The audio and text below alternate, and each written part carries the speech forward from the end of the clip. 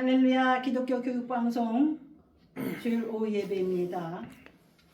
시청자 여러분들도 아시는 분은 아십니다. 주일 오후 예배 훌륭하신 분 강사님들이 성령 충만 공성에 많이 오시고 계십니다. 신년을 맞이해서 신년 축복성에 강사로 오신 분들은 하나님께서 특별히 사랑하시는 하나님의 사자들을 보내셨습니다. 시청자 여러분, 오늘 귀한 목사님 이민우 목사님의 메시지를 통해서 새로운 소망 가지시기를 주 이름으로 축원드립니다. 아멘. 이민우 목사님은 순복음 신학교를 졸업하시고 순복음 교단의 부흥 강사로 전국적으로 다니시면서 부흥을 하시는 유명한 강사이십니다. 찬양도 잘하시고 인상도 확실하시고 많은 분들이 사랑하시고 추천하시어 기독교 교육방송에 부흥 강사로 등단하셨습니다. 두 번째 시간으로 하나님 앞에 귀한 메시지를 가지고 나오실 때에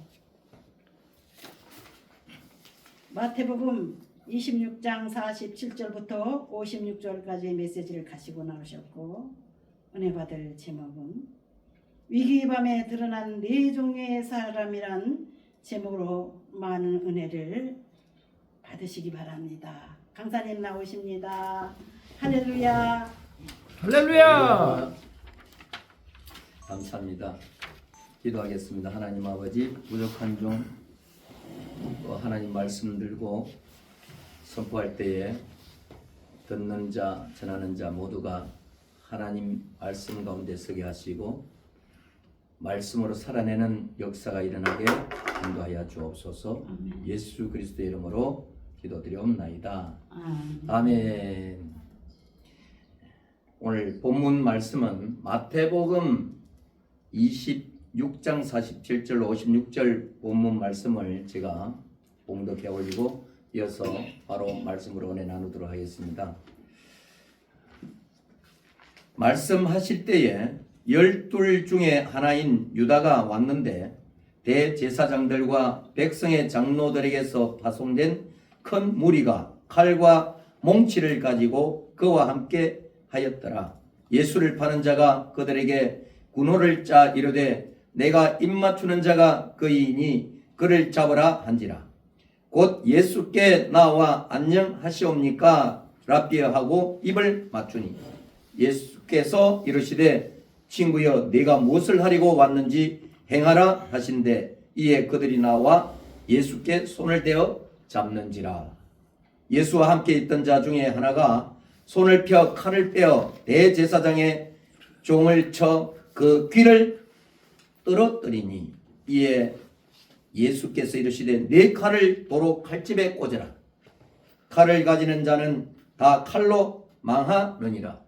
너는 내가 내 아버지께 구하여 지금 12군단 더 되는 천사를 보내시게 할 수 없는 줄로 아느냐. 내가 만일 그렇게 하면 이런 일이 있으리라 한 성경 말씀이 어떻게 이루어지겠느냐 하시더라. 그때에 예수께서 무리에게 말씀하시되 너희가 강도를 잡는 것 같이 칼과 몽치를 가지고 나를 잡으러 나왔느냐. 내가 날마다 성전에 앉아 가르쳤으되 너희가 나를 잡지 아니하였도다. 그러나 이렇게 된 것은 다 선지자들의 글을 이루려 함이니라 하시더라. 이에 제자들이 다 예수를 버리고 도망하니라.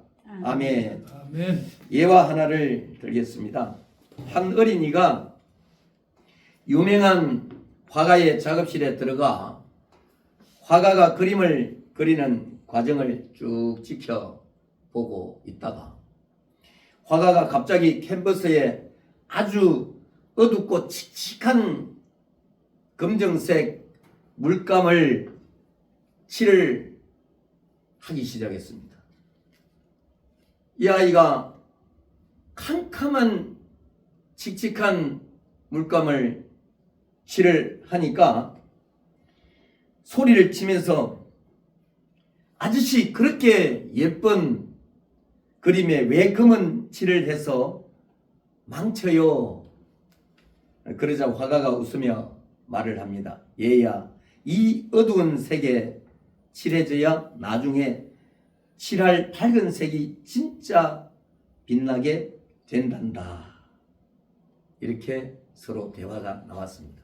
오늘 본문 말씀 중에 제자들의 눈에는 예수님의 체포가, 예수님이 잡히는 이 과정 속을 그림을 망치는 검은 칠처럼 보였지만 예수님은 그것이 인류 구원이라는 대작을 완성하기 위한 하나님의 붓터치임을 아셨습니다. 아멘. 그래서 도망치거나 싸우지 않고 기록된 성경 말씀대로 순종하셨습니다. 오늘 이 본문을 근거로 해서 제목을 위기의 밤에 드러난 네 종류의 사람, 네 종류의 사람. 저를 포함해서 또 여기에 계시는 분, 또 방송을 보시는 분, 어디 쪽의 종류의 사람으로 들어가는지 우리 자신을 한번 비춰보는 시간으로 은혜를 나눴으면 합니다. 이 영적 가면이 벗겨지는 시간이 바로 이 시간이 될 줄 믿습니다. 오늘 우리는 인류 역사상 가장 고독하고도 치열했던 밤 겟셋마네 동산의 현장으로 들어갑니다. 제가 이 겟셋마네 동산에 가보니까 이스라엘 예루살렘 그 동쪽에서 건너 쪽에 계곡 하나를 두고 건너가니까 이 겟셋마네 동산 안에 우리가 먹는 그 기름을 짜서 먹는 이 올리브 나무가 있었어요. 거기에 보니까 정말 아름들이 아주 새카맣게 되어서 아직까지도 그 나무가 있는 것을 보았습니다. 2000년, 2500년 되었다라고 하는데 이 겟셋마네 동산에서 이제 말씀을 하고 계신다는 것. 누구가요? 예수 그리스도께서 말씀하실 때에 예수님께서 땀방울이 핏방울이 되도록 기도하신 직후에, 즉 영적 전투를 마치고 세상의 전투를 맞이하시는 이 찰나, 이 순간을 지금 우리가 성경 말씀을 통해서 볼 수 있습니다. 평소에는 누가 진짜 제자인지, 누가 믿음이 정말인지 아닌지 잘 보이지 않습니다. 다들 은혜 받았다고 하고 주를 위해 죽겠다고 말합니다. 제가 신학교 다닐 때 그 죽음 그거 아무것도 아니더라고요. 성령이 충만해지니까 죽겠다고 그렇게 말을 했습니다. 하지만 어둠과 칼 그리고 몽치가 들이닥치는 위기의 순간이 오면 그 이름표 뒤에 숨겨진 진짜 정체성이 드러납니다. 오늘 본문에 등장하는 네 부류의 인물을 통해 하나님 앞에서 나의 신앙은 지금 어떤 상태인지 거울을 보듯 점검해 보는 시간을 갖겠습니다. 첫 번째, 가식과 탐욕의 화신 유다. 이 유다는 종교적 배신자입니다. 대제사장들의 무리를 이끌고 옵니다. 48절과 49절을 보면 소름 끼치는 장면이 나옵니다. 그는 입맞춤을 신호로 정했습니다. 입맞춤. 그러니까 자기네들끼리 예수님을 잡아서 가두기 위해서 입을 맞춘다라는 것을 신호를 정해놓은 거죠. 이 헬라어 원어를 보면은 카테필레센, 이 뜻은 반복해서 아주 열정적으로 입을 맞추다. 반복해서 계속 열정적으로 입을 맞추다라는 뜻입니다. 성경적 분석을 보면은 유다는 가장 거룩한 사랑의 표식을 가장 추악한 배신의 도구로 변질시켰습니다. 그는 3년 동안 예수님의 말씀을 가장 가까이서 들었지만 그의 마음은 돈깨와 세상적 성공에 머물러 있었다라는 것이죠. 한마디로 이야기하면 예수님을 따라다니면 내가 한 자리 하겠구나. 한 자리 하면 돈도 많이 벌고 세상적으로 성공도 분명히 할 수 있다라는 그런 확신을 가지고 다녔다는 것이죠. 우리가 질문을 한번 해보겠습니다. 여러분, 지금 여러분의 손에는 무엇이 들려 있습니까? 주님을 향한 진실한 고백입니까? 아니면 주님을 이용해서 내 배를 채우려는 언 30냥의 계산기입니까?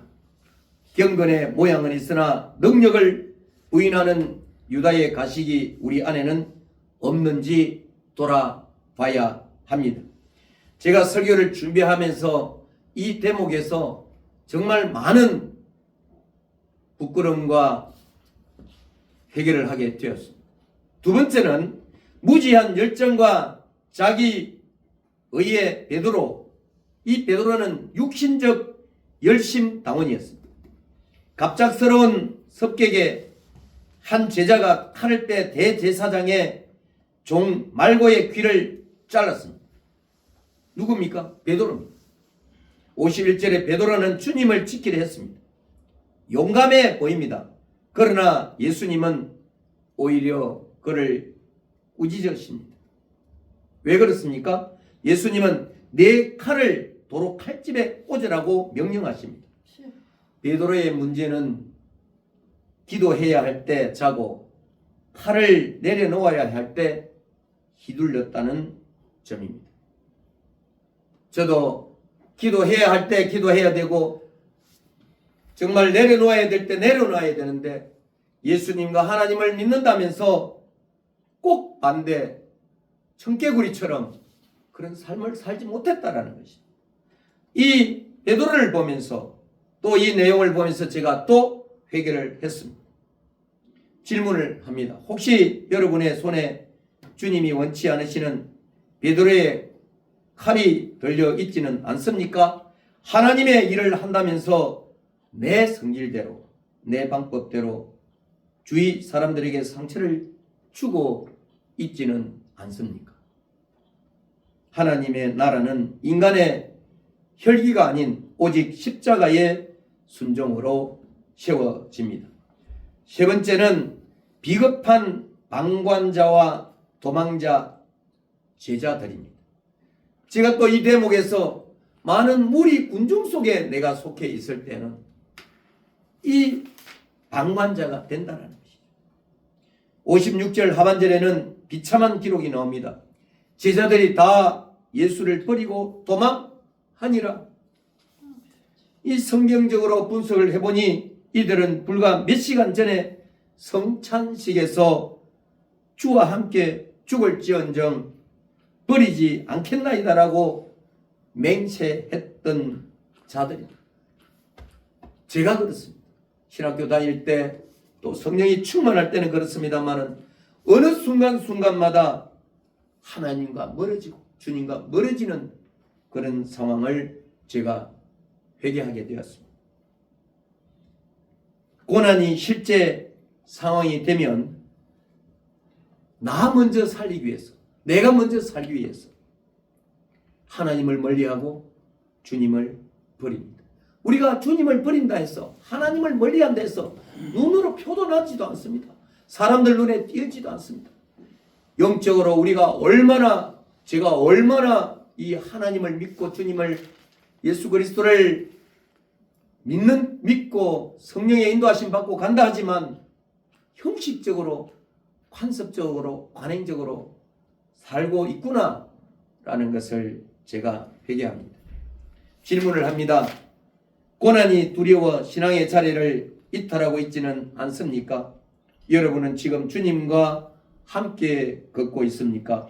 아니면 멀찍이 떨어져 눈치만 보다가 결정적인 순간에 도망칠 준비를 하고 있습니까? 네 번째는 말씀의 성취를 위해 스스로를 묶으신 예수 그리스도. 이 혼란의 중심에서 오직 예수님만은 평온하십니다. 예수님은 잡히시는 와중에도 하나님의 절대 주권을 선포하십니다. 우리 53절을 한번 보겠습니다. 너는 내가 내 아버지께 구하여 지금 12군단 더 되는 천사를 보내시게 할 수 없는 줄로 아느냐? 여러분, 12군단이 얼마나 큰 권세인지 아십니까? 당시 로마의 1군단은 약 6,000명. 그러니까 10군단이면은 6,000 곱하기 12 하면은 72,000명의 천사 군대입니다. 구약 이사야 37장 36절을 보면 단 한 명의 천사가 하룻밤 사이에 아수르 군사 18만 5천 명을 송장으로 만들었습니다. 죽였다라는 뜻이죠. 그런 천사가 7만 명이 넘게 대기하고 있었습니다. 이러한 예수님의 배경에 손가락 하나만 움직이면서도 로마 군대를 전멸시킬 수 있었습니다. 하지만 주님은 그 힘을 쓰지 않으셨습니다. 왜입니까? 54절 성경이 어떻게 이루어지겠느냐 하십니다. 진정한 권능은 휘두르는 힘이 아니라 하나님의 뜻을 위해서 참아내는 절제에서 나옵니다. 우리 성령의 9가지 열매 중에 절제가 들어가 있습니다. 말씀을 정리하겠습니다. 겟세마네의 밤은 오늘 우리에게, 우리 각자에게 묻습니다. 너의 손에는 무엇이 들려 있느냐? 주님을 팔아 넘길 유다의 은 30입니까? 아니면 내 혈기를 증명할 베드로의 칼입니까? 오직 나만 살겠다는 제자들의 도망치는 신발입니까? 아니면 하나님의 뜻을 이루기 위해서 기꺼이 내어드리는 예수님의 결박된 손입니까? 우리는 모두 유다였고 베드로였고 도망치는 방관자 제자들이었습니다. 하지만 주님은 그 배신과 도망의 현장 속에서도 우리를 대신해서, 저와 여러분들을 대신해서 잡히셨습니다. 이제 칼을 집어 넣으십시다. 계산기를 내려 놓으십시다. 아멘. 도망치던 걸음을 멈추고 끝까지 말씀을 이루시는 신실하신 예수 그리스도 앞에 서는 저와 여러분 되시기를 주님의 이름으로 응원합니다. 기도하겠습니다. 하나님 아버지, 오늘 말씀을 통해 우리 영혼의 민낯을 마주합니다. 주님을 사랑한다 말하면서도 내 유익을 계산했고 주님의 뜻보다 내 혈기가 앞섰으며 고난이 두려워 주님을 외면했던 우리를 용서하여 주시옵소서. 아수르 군대 18만 5천 명을 멸하신 그 하늘 군세보다 한 영혼을 살리기 위해 묵묵히 결박당하신 주님의 그 큰 사랑을 기억하게 하옵소서. 이제 우리도 내 힘과 내 방법이 아닌 하나님의 말씀이 내 삶을 통해 성취되는 것을 최고의 기쁨으로 삼게 하옵소서. 어떤 위기 앞에서도 도망치지 않고 주님이 그리가신 그 순종의 길을 묵묵히 따라가는 참된 제자가 되게 하여 주시옵소서. 우리를 끝까지 사랑하시는 예수 그리스도의 이름으로 감사하며 기도드려옵나이다. 아멘. 아멘.